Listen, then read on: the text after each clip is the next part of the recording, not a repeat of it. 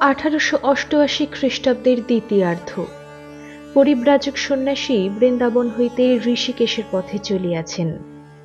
টিকিটের মেয়াদ ছিল বোধহয় হাতরাস পর্যন্তই, তাই হাতরাস স্টেশনেই ট্রেন হইতে নামিয়া পড়িয়াছেন। অতঃপর কিভাবে যাইবেন, সাহায্য কোথা হইতে আসিবে, সবই অনিশ্চিত। সন্ন্যাসী কিন্তু পরম নিশ্চিন্ত, মুখে চোখে উদ্বেগের লেশ মাত্র নাই, বরং তীব্র বৈরাগ্য ও দৃঢ় প্রত্যয়ের দীপ্তি তাহার আয়ত চক্ষু দুইটি হইতে ঠিকরাইয়া পড়িতেছিল।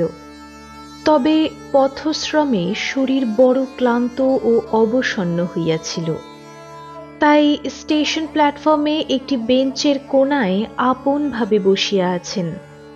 কর্তব্যরত স্টেশন মাস্টারের দৃষ্টি সহসা প্ল্যাটফর্মের একান্তে উপবিষ্ট এই সাধুটির প্রতি পড়িল।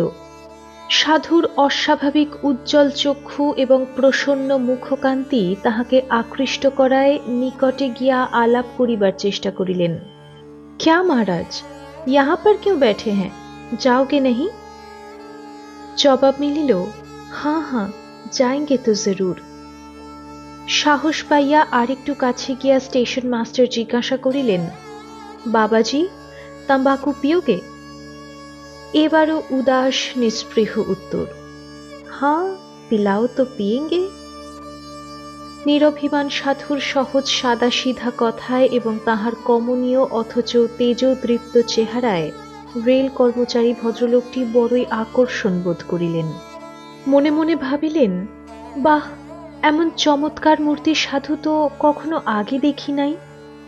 সসংকোচে আবার প্রশ্ন করিলেন, আচ্ছা আপনার কি বাঙালি শরীর? সন্ন্যাসী স্মিত হাস্যে উত্তর দিয়াছিলেন, হুঁ। করজোরে এবার অনুনয় করিলেন, মহারাজ মনে হচ্ছে আপনি বড় ক্ষুধার্ত, অনুগ্রহ করে আমার বাসায় আপনি চলুন, আমি একাই সেখানে থাকি। বেশ, তাই চলো। একেবারে এক কথায় সন্ন্যাসী স্টেশন মাস্টারের বাসায় গিয়া অতিথি হইলেন। আপন পর ভেদহীন এই আশ্চর্য সন্ন্যাসীর সরল আচরণ স্টেশন মাস্টার মহাশয়ের অন্তরকে আরো গভীরভাবে স্পর্শ করিল।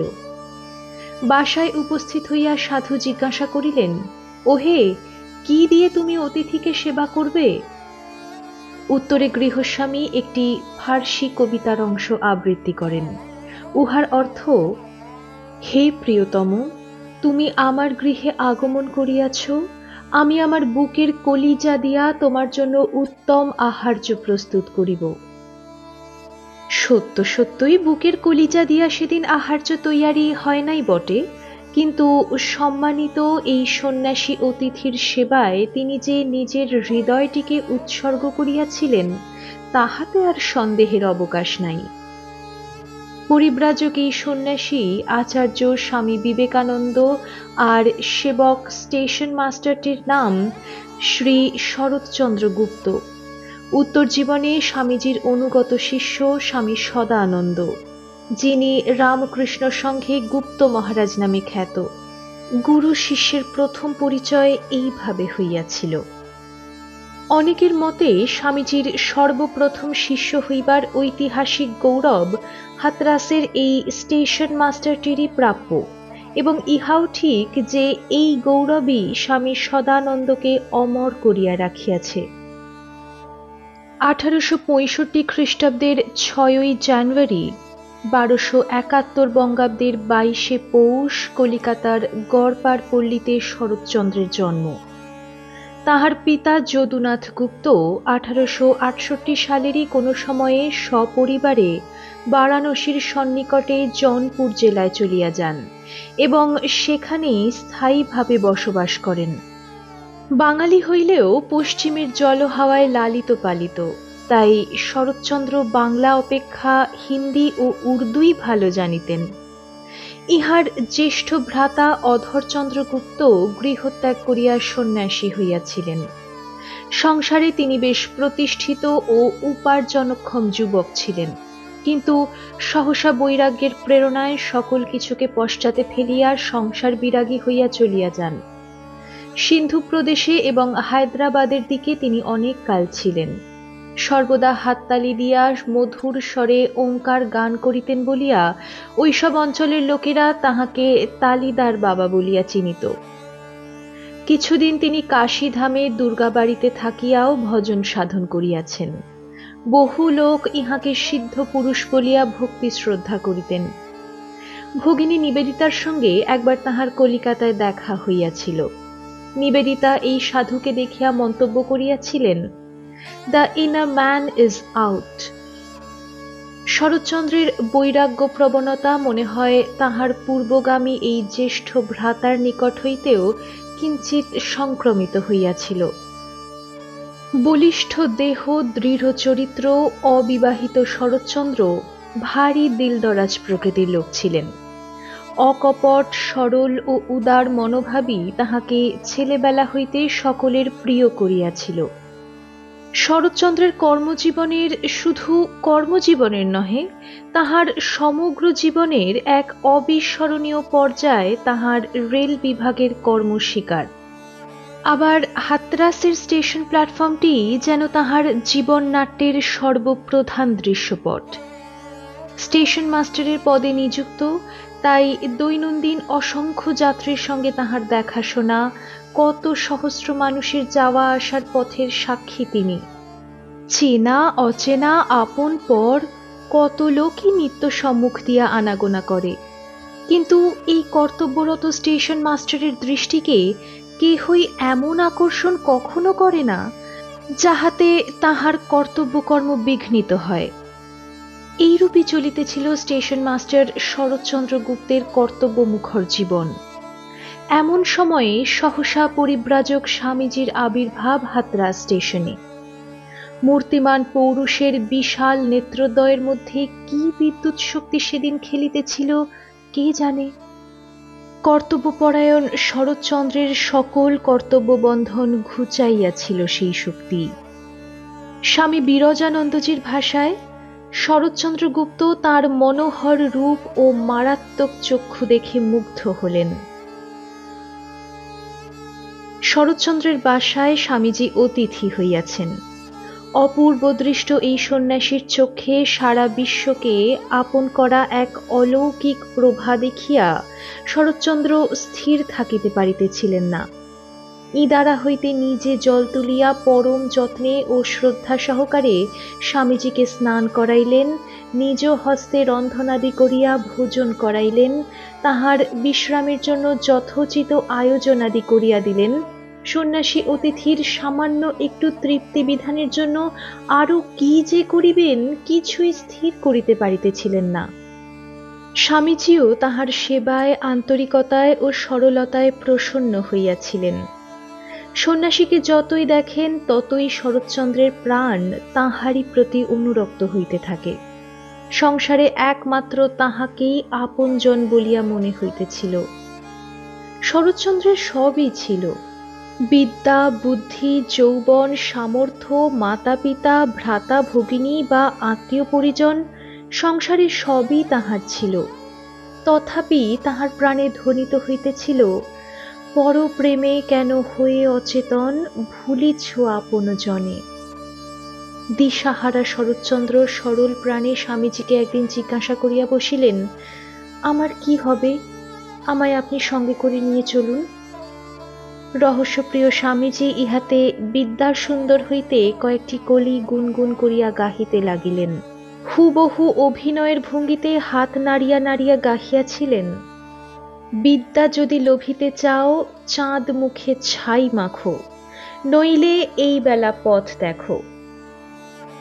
অতিশয় সরল শরৎচন্দ্র ক্ষণমাত্র না ভাবিয়া হঠাৎ অদৃশ্য হইয়া গেলেন। দৌড়িয়া গিয়া উনুন হইতে কিছু ছাই তুলিয়া আপন মুখে মাখিয়া কিম্ভূত কিমাকার সাজিয়া আবার আসিয়া হাজির হইলেন। স্বামীজি তো হাসিয়া আকুল, বলিলেন, আরে দূর, তুমি মুখে ছাই মেখে এলে কেন? অপ্রস্তুত শরৎচন্দ্র অমনি উত্তর দিলেন, কেন বাবা, এই যে আপনি মাখতে বললেন। যাহা হোক, হাসি আমোদ এইরূপ চলিলেও শরৎচন্দ্র কিন্তু মনে মনে স্থির করিয়া ফেলিয়াছিলেন যে জীবনের সর্বস্ব বিকাইয়াও স্বামীজিকে অনুসরণ করিবেন, আবশ্যক হইলে কর্মত্যাগ করিবেন, সংসার ছাড়িবেন। একদিন স্বামীজিকে একটু চিন্তান্বিত দেখিয়া অকপটে তিনি জিজ্ঞাসা করিয়াছিলেন, স্বামীজি, এত কি ভাবছেন আপনি? আমি আপনার আদেশ পালন করিতে সর্বদাই তৈয়ারি। কি সাহায্য আমি করতে পারি আদেশ করুন। স্বামীজি সেদিন অত্যন্ত আবেগজড়িত ভাষায় ভাবী শিষ্যকে তাহার জীবনের মূল রহস্য, শ্রীরামকৃষ্ণ আদিষ্ট মহান কর্ম এবং উহার প্রচার ও প্রতিষ্ঠার কথা ব্যক্ত করিয়া বলিয়াছিলেন। জীবোদ্ধার রূপ মহৎ দায় কি উপায়ে তিনি সম্পন্ন করিবেন, এই গুরুভার লাঘব করিতে কে বা কাহারা আসিয়া মাথা পাতিয়া দিবে, ইহাই ছিল তাহার চিন্তার কারণ। স্বামীজি পরে বলিলেন, তুমি ভিক্ষাপাত্র হাতে দাঁড়ে দাঁড়ে ভিক্ষা করতে প্রস্তুত? বলিষ্ঠ উত্তর হইল, আপনি অনুমতি করুন। স্বামীজির আজ্ঞায় তৎক্ষণাৎ স্টেশন মাস্টার শরৎগুপ্ত রেলের কুলিদের পল্লী হইতে ভিক্ষা করিয়া আনিয়া ভিক্ষালব্ধ দ্রব্যাদি স্বামীজির পদপ্রান্তে অর্পণ করিয়াছিলেন। শরৎচন্দ্রের আজ্ঞাবহতা ও নিরভিমানতা দেখিয়া স্বামীজি খুবই খুশি হইয়াছিলেন এবং তাহাকে অজস্র আশীর্বাদ করিয়াছিলেন। এদিকে স্বামীজির মন হিমালয়ের টানে চঞ্চল হইয়া উঠিয়াছে। হাতরাসের আসন গুটাইয়া হরিদ্বার ও ঋষিকেশের পথে আবার যাত্রা শুরু করিবেন, এরূপ দৃঢ় সংকল্প লইয়াছিলেন। সহসা একদিন বলিলেন, আর আমি এখানে থাকব না। সন্ন্যাসীর এক জায়গায় বেশি দিন থাকা উচিত নয়। তাছাড়া এখানে থাকতে থাকতে তোমাদের ভালোবাসায় আবদ্ধ হয়ে পড়ছি, এও ভালো নয়। তোমরা কিন্তু আর আমায় আটকিও না বাপু। এই কথায় শরৎচন্দ্র বড়ই বিচলিত হইয়া পড়িলেন। পরিব্রাজক সাধুকে আর ধরিয়া রাখা যাইবে না বুঝিয়া বিনীতভাবে প্রার্থনা জানাইলেন, স্বামীজি, অনুগ্রহ করে আপনি আমায় শিষ্য করে নিন। তাহাকে নিরস্ত করিবার জন্য স্বামীজি উত্তর দিয়াছিলেন, আমার শিষ্য হলেই কি ভাবছ অধ্যাত্ম জগতের সব তত্ত্ব তোমার করতলগত হবে? মনে রেখো, ঈশ্বর সর্বভূতে আছেন, তাহলেই তোমার উন্নতি হবে। মাঝে মধ্যে তোমার সঙ্গে আমার দেখা হবে। দৃঢ় প্রতিজ্ঞ শরৎচন্দ্র কিন্তু ভুলিবার পাত্র নহেন। যে কোনো বস্তুর বিনিময়ে স্বামীজির চরণাশ্রয় গ্রহণ তাহার জীবনের একমাত্র পণ হইয়া দাঁড়াইল। রেলের কর্মে ইস্তফা দিয়া দুই চারিখানি কাপড় গেরুয়া রঙে ছোপাইয়া লইয়া পুঁটলি বাঁধিয়া প্রস্তুত হইয়া থাকিলেন স্বামীজির অনুসরণ করিবেন। অগত্যা স্বামীজিও তাহাকে শিষ্য বলিয়া গ্রহণ না করিয়া পারিলেন না। পরিব্রাজক স্বামীজি আবার ঋষিকেশের পথে পা বাড়াইলেন। যাত্রা শুরু হইল। শরৎচন্দ্র শ্রীগুরুর পদাঙ্ক ধরিয়া অনুগমন করিতে থাকিলেন। সরল আনন্দময় শিষ্যের অকপট আনুগত্যে গুরুরও আনন্দের সীমা ছিল না। স্বামীজি নবীন শিষ্যকে ত্যাগের মন্ত্রে দীক্ষিত করিয়া নাম দিলেন সদানন্দ। সন্ন্যাসী সদানন্দ আচার্যকে প্রাণপণ অনুসরণ করিতেছিলেন, আর ক্রমে ইহাও উপলব্ধি করিতে পারিতেছিলেন যে এই নিরালম্ব পরিব্রাজক জীবন সাধারণ লোকের পক্ষে কত কঠিন। কিন্তু সন্ন্যাসীর তো জীবনভর এই কঠোরতাই সাধনা। যাহা হোক, সশিষ্য স্বামীজির যাত্রাপথে নানা প্রকার বিঘ্ন বিপদ মাঝে মধ্যে ক্লেশ উৎপাদন করিলেও কখনো পথ রোধ করিতে পারে নাই। সাহারানপুর পর্যন্ত ট্রেনে আসিয়া তারপর তাহারা পদব্রজেই চলিতে থাকিলেন। স্বামীজির অনুগমনকারী সদানন্দের জীবনে এই কালের স্মৃতিগুলি গভীরভাবে মুদ্রিত ছিল। বস্তুত এইগুলি ছিল তাহার সমগ্র জীবনের কর্ম ও সাধনার প্রেরণা স্বরূপ। পার্বত্য বন্ধুর পথে কম্বল পুঁটলি নিজের স্কন্ধে ঝুলাইয়া বা হাতে লইয়া চড়াই উতরাই করা অনভ্যস্ত সদানন্দের পক্ষে যে কি কষ্টকর ছিল তাহা সহজেই অনুমান করা যায়। অথচ বলিষ্ঠ পদে বিচরণকারী স্বামীজি দ্রুত আগাইয়া চলিয়াছেন। সদানন্দ নিজের দেহের ভার, তদুপরি সঙ্গের পুঁটলিটির বোঝা লইয়া ক্রমশ বেসামাল হইয়া পিছাইয়া পড়িতেছিলেন। পায়ের ভারী বুট জুতো জোড়াও যেন অসুবিধার কারণ হইয়া দাঁড়াইল। উহার ওজন মনে হইতেছিল উত্তরোত্তর বাড়িয়াই চলিয়াছে। নিরুপায় সদানন্দ পায়ের জুতা জোড়া খুলিয়া পুঁটলির মধ্যে ঢুকাইয়া লইলেন, ভাবিলেন খালি পায়ে ভালো হাঁটিবেন। কিন্তু হায়, অবসন্ন শরীরে দুর্গম পথ অতিক্রম করা তাহার পক্ষে যেন অসাধ্যই হইয়া উঠিতেছিল। ভারসাম্য রাখিয়া উঁচু নিচু কঠিন পিচ্ছিল পথে পা যেন আর ফেলিতেই পারিতেছিলেন না। অবশেষে পুঁটলিটি মাথায় লইয়া চলার চেষ্টা করিলেন। শিষ্যের এই দুরবস্থা দেখিয়া স্বামীজি তাহার পুঁটলিটি কাড়িয়া নিজের মাথায় তুলিয়া লইলেন এবং দৃঢ় হস্ত প্রসারিত করিয়া শিষ্যের দেহটিকেও সবলে ধরিয়া লইয়া পথ চলিতে থাকিলেন। পরবর্তী জীবনে সদানন্দ এই ঘটনা স্মরণ করিয়া অশ্রু বিসর্জন করিতেন আর সগৌরব অভিমান ভরে বলিতেন, আরে তা না হলে কি স্বামীজি আমার গুরু? অম্লান বদনে আমার পরা জুতা মাথায় করে নিয়ে চললেন, আর আমিও তখন এমনই হাবাগোবা যে স্বামীজির কথায় এতদূর অন্যমনস্ক হয়ে পড়েছি যে স্বয়ং গুরু আমার জুতা মাথায় করে নিয়ে চলেছেন তা আর কিছু খেয়াল ছিল না। একমাত্র তার কথার উপরেই আমার 16 আনা মনটা পড়েছিল। একেই বলে স্বামীজির ভালোবাসা। আরে আমি জন্মেছি স্বামীজিরই সেবা করবার জন্য, আমি আর কিছু জগতে চাই না। আবার আবেগ ভরে এমনও বলিয়াছেন বহুবার, উল্টা সমঝলি রাম হলো, তাকেই আমার বোঝা বইতে হলো। শুধু বোঝা নয়, আমার ভারী জুতো জোড়া পর্যন্ত মাথায় করে বইলেন। এমন না হলে কি আর তাকে গুরু করি? স্বামীজির পরিব্রাজক জীবনের উদ্দীপনাময় ও বিস্ময়কর ঘটনাবলী মানুষকে পুরুষকার, সাহস ও শক্তিতে উদ্বুদ্ধ করে। স্বামী সদানন্দের মুখে তাহার শ্রী গুরুর স্মৃতিকথা বর্ণনা প্রসঙ্গে এমন বহু কাহিনী শোনা যাইত, যাহাতে স্বামীজির লোকোত্তর ব্যক্তিত্বের প্রচুর আভাস পাওয়া যায়। স্বামীজির সঙ্গে এই পর্যটনকালে তাহার বিচিত্র অভিজ্ঞতার কথা বলিতে বলিতে তিনি আত্মহারা হইয়া যাইতেন, আবেগরুদ্ধ কণ্ঠে কত কথাই বলিতেন। সদানন্দ কথিত স্মৃতিচিত্র। একদিন পাহাড়ে পাহাড়ে ঘুরে আমার শরীর নিতান্ত ক্লান্ত ও অবসন্ন হয়ে পড়েছে। ক্ষুধা তৃষ্ণায় এত কাতর হয়েছিলাম যে সেদিন নিশ্চিতই আমার মৃত্যু হতো। কিন্তু স্বামীজির কি স্নেহ! তিনি নিজে হাতে আমায় ধরে ধরে কত দূর নিয়ে গিয়ে আমার প্রাণ রক্ষা করেছিলেন। আরেকদিন একটি পার্বত্য নদী পার হয়ে যেতে হবে। একজনের কাছ থেকে একটি ঘোড়া জোগাড় করা গেল। নদীতে দারুণ বেগ, আবার স্রোতের তলায় ভয়ঙ্কর পিচ্ছল পাথর আর নুড়ি, পা পিছলাবার আশঙ্কা পদে পদে, আর ওই খরস্রোতার মধ্যে এক পা পিছলালেই মৃত্যু অবধারিত। আমি তো দিব্যি ঘোড়ায় চড়ে চলেছি, আর স্বামীজি নিজের জীবন বিপন্ন করে সহিসের মতো আমার ঘোড়ার লাগাম ধরে ঘোড়াকে আর আমাকে সামলিয়ে নিয়ে চলেছিলেন। মাঝে মাঝে এমন কয়েকবার মনে হয়েছিল যে ঘোড়াকে বুঝি আর রাখা যাবে না। কিন্তু অসম সাহসী ছিলেন স্বামীজি। কত প্রেম আর করুণা ছিল তার বক্ষে। নিজের জীবনের ঝুঁকি নিয়েও ঘোড়া শুদ্ধ আমাকে পার করেছিলেন। তার প্রেম ভালোবাসার কথা কি মুখে বলা যায়? তিনি প্রেমেরই অবতার ছিলেন। তার সঙ্গে থাকলে মনে এতটা বল ও সাহস থাকত যে মৃত্যুকেও তুচ্ছ বোধ হতো। একদিন পাহাড়ে এক জঙ্গলের পথে চলেছি, যেতে যেতে এক জায়গায় কিছু মানুষের অস্থি পড়ে আছে দেখা গেল। আশেপাশে আবার টুকরো টুকরো গেরুয়া কাপড়ও পড়েছিল।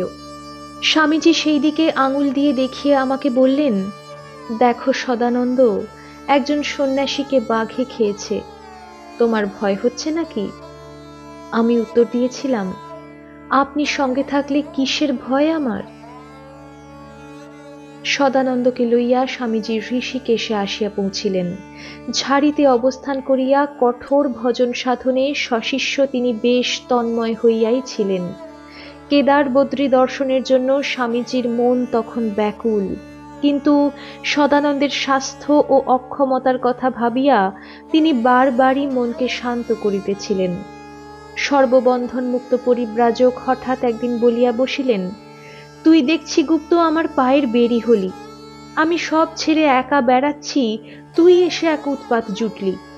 এবার আমি নিজের ভাবে চললুম, আর এখানে নয়। এদিকে তখন ক্ষুধার্ত স্বামীজির জন্য সদানন্দ ভিক্ষালব্ধ চালে ডালে খিচুড়ি রন্ধন করিতেছিলেন। স্বামীজি কিন্তু ওই কথা বলিয়াই কম্বল কাঁধে করিয়া দণ্ড কমণ্ডলু হাতে লইয়া পথে বাহির হইয়া পড়িলেন। চকিতের মধ্যে দ্রুত পদে লক্ষ্মণ ঝোলার পথে তিনি অদৃশ্য হইয়া গেলেন। সদানন্দ কিংকর্তব্য বিমূঢ় হইয়া উনুনের কাছে নির্বাক বসিয়াই থাকিলেন।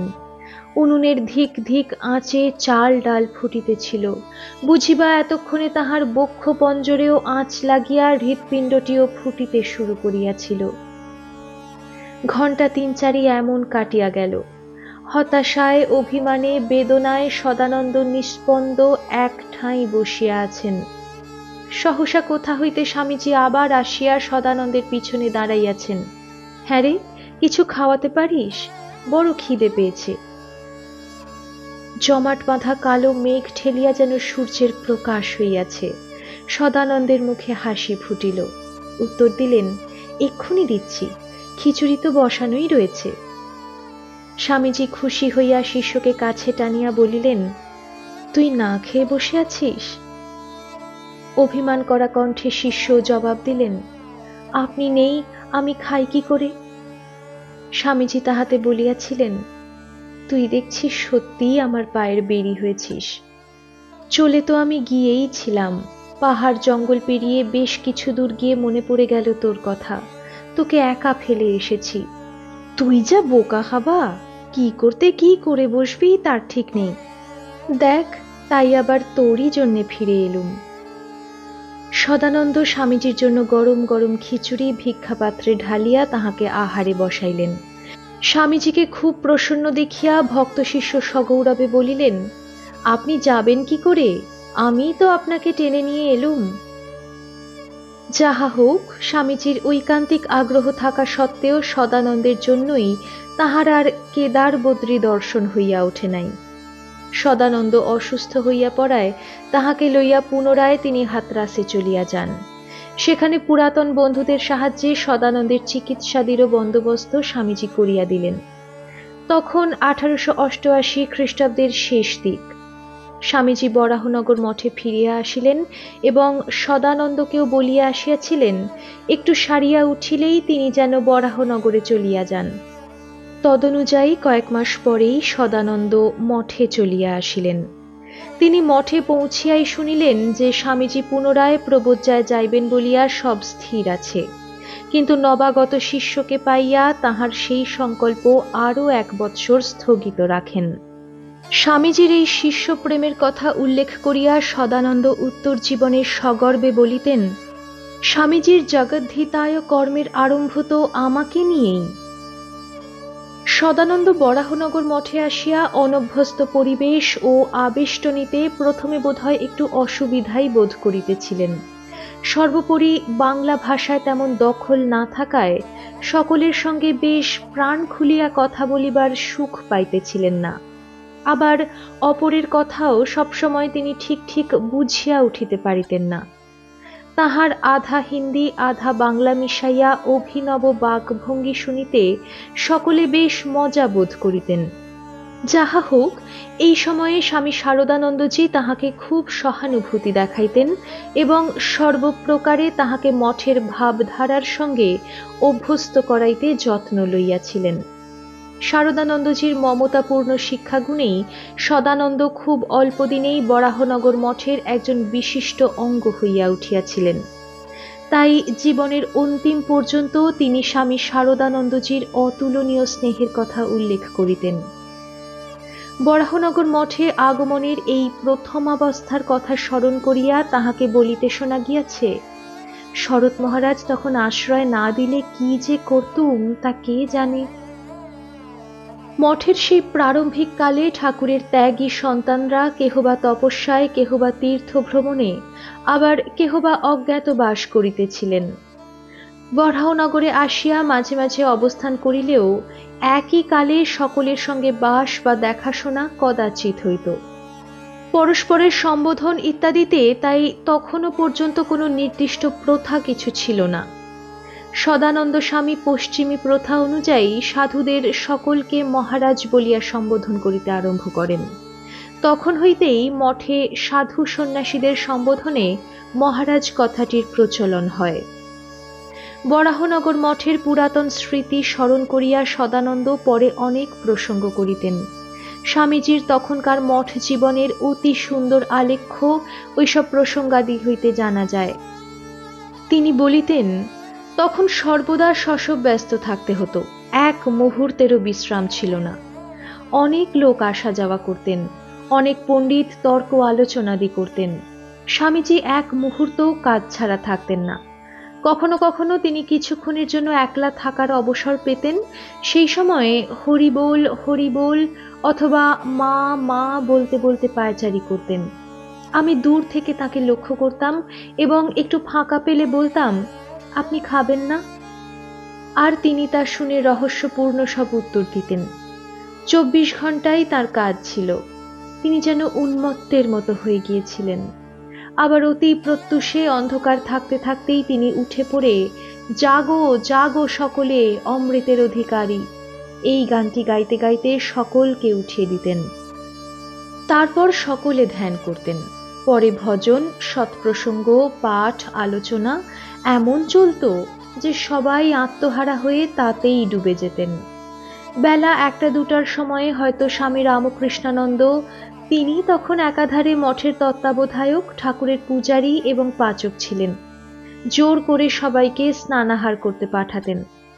এর পরেও আবার প্রায় সন্ধ্যা পর্যন্ত চলত ভজন ও সৎপ্রসঙ্গাদি। সন্ধ্যায় শ্রীরামকৃষ্ণের আরত্রিক, পরে কিছুক্ষণ শ্রীরামকৃষ্ণ প্রসঙ্গ হতো। তারপর আবার সকলে ধ্যান করতেন, একেবারে ধ্যানে ডুবে যেতেন। কখনো কখনো ছাদের উপর বসে মধ্যরাত্রির অনেক পর পর্যন্ত জয় সীতারাম বলে নাম গান করতেন সকলে। বরাহনগর মঠের কথা বলিতে বলিতে তিনি আত্মহারা হইয়া পড়িতেন। শ্রীরামকৃষ্ণ শিষ্যগণের ভগবৎ বিরহ ও বৈরাগ্যের কথা স্মরণ করিয়া বলিতেন, ওখানে এত জোর তপস্যা চলত যে ওদের কাছে কেউ ঘেঁষতেই পারত না। আবার উত্তেজিতভাবে সদানন্দকে বলিতে শোনা যাইত, "We are not mere sadhus, we belong to the line of prophets." মঠে অবস্থানের সুযোগ পাইয়া সদানন্দ জপ ধ্যান এবং নানাবিধ সেবার কাজে নিজেকে ঢালিয়া দিয়াছিলেন। ভক্তপ্রবর বলরাম বসু মহাশয়ের কঠিন অসুখের সময়ে স্বামী শিবানন্দজি এবং নিরঞ্জনানন্দজির সহিত সদানন্দের অক্লান্ত সেবা ও পরিচর্যা এই প্রসঙ্গে বিশেষ স্মরণীয়। তাহার সেবানিষ্ঠার আরও চমকপ্রদ ইতিহাস পরে যথাস্থানে উল্লেখ করা যাইবে। সদানন্দের অন্তরে সেবা ভাবের বীজ উক্ত করিয়াছিলেন স্বয়ং স্বামীজি। গাজীপুর হইতে একখানি পত্রে 14 ফেব্রুয়ারি 1890 সালে স্বশিষ্য সদানন্দকে উৎসাহ ও প্রেরণা দিয়া তিনি যাহা লিখিয়াছিলেন, উহার কিছু অংশ এখানে স্মরণযোগ্য। স্বামীজি লিখিয়াছিলেন, আপনার জপ তপ সাধন ভজন করিবে ও আপনাকে দাসানুদাস জানিয়া সকলের সেবা করিবে। তুমি যাহাদের কাছে আছো, আমিও তাহাদের দাসানুদাস ও চরণ রেণুর যোগ্য নহি, এই জানিয়া তাহাদের সেবা ও ভক্তি করিবে। যে কেহ রামকৃষ্ণের দোহাই দেয়, সেই তোমার গুরু জানিবে। কর্তাত্ব সকলেই পারে, দাস হওয়া বড় শক্ত। বিশেষত তুমি শশীর কথা শুনিবে। গুরুনিষ্ঠা, অটল ধৈর্য ও অধ্যাবসায়ে ব্যতিরিক্ত কিছুই হইবে না, নিশ্চিত নিশ্চিত জানিবে।